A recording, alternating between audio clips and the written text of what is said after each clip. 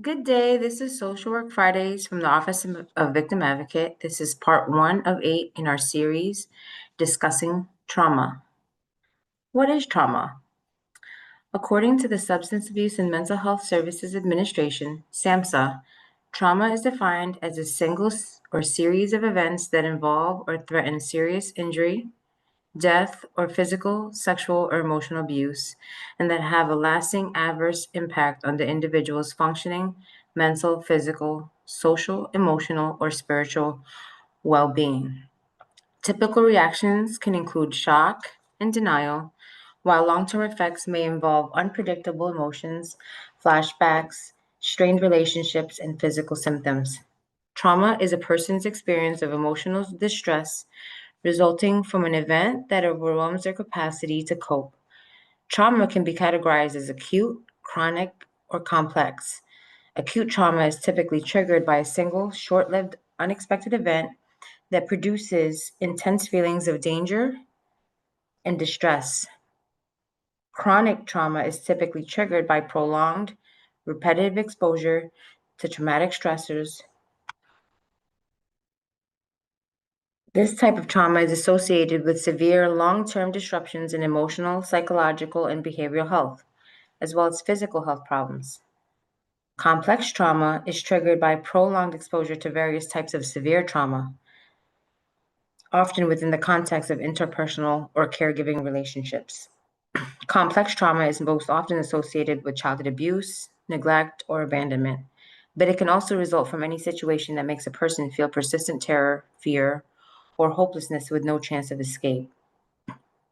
There are many causes of trauma, including but not limited to abuse, loss, systemic oppression, and as mentioned earlier, natural disasters. Acute trauma can become chronic and complex over time if it is prolonged or repeated. The nuance and complexity of trauma can make one feel isolated, which can perpetuate and increase its impact.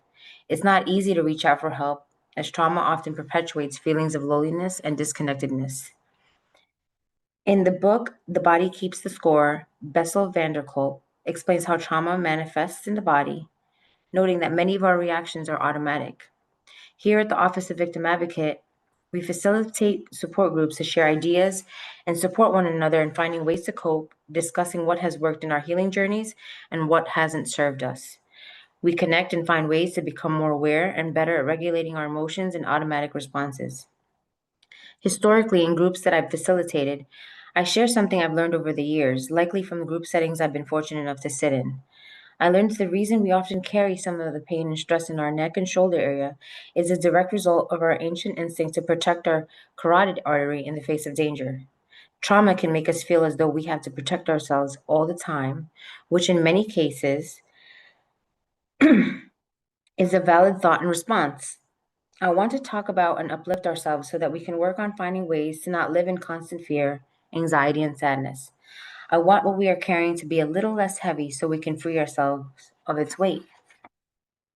I connected with our training coordinator, Karen Laird, who facilitates training sessions on trauma.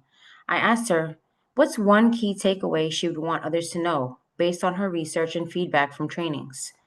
Karen shared that trauma invokes such an individual response, influenced by varying internal and external factors, that it is important to recognize that what we think a person should do or how they should react, grieve, or heal does not necessarily align with that person's process.